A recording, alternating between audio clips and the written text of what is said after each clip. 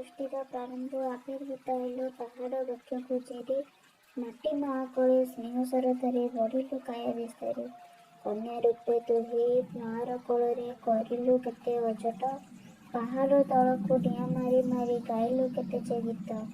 କୁଳୁ କୁଳୁ ନାଦ ଶବଦ ଶୁଭିଲା ଜୀବଜନ୍ତୁ କଲେ ଧାଇଁ। ସୁଶୀତଳ ଜଳ ପାନ କରୁଥିଲେ ତୃଷା ନିବାରିବା ପାଇଁ।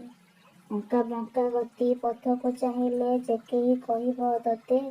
ଚଳ ଚଞ୍ଚଳ ତୁ ଅତି ଚପଳ ତୁ କାହାକୁ ନ ମାନୁ ମୋଟେ। ସମତଳ ଭୂମି ପାଖରେ ପହଞ୍ଚି ଭୁଲିଗଲୁ ସବୁ ଗୀତ। ଶାଶୁଘର ଭୂମି ମନେ ପଡ଼ିବାରୁ ପକାଇଲୁ ଧୀର ପାଦ। ନତମସ୍ତକେ ପାଦ ଥାପି ଥାପି ଆଗେଇଲୁ ଧୀରେ ଧୀରେ। ଲକ୍ଷ୍ମୀ ପ୍ରତିମା ତୁ ତଦୋଇ କୂଳକୁ ଶସ୍ୟ କଲୁ ଭରପୁରେ।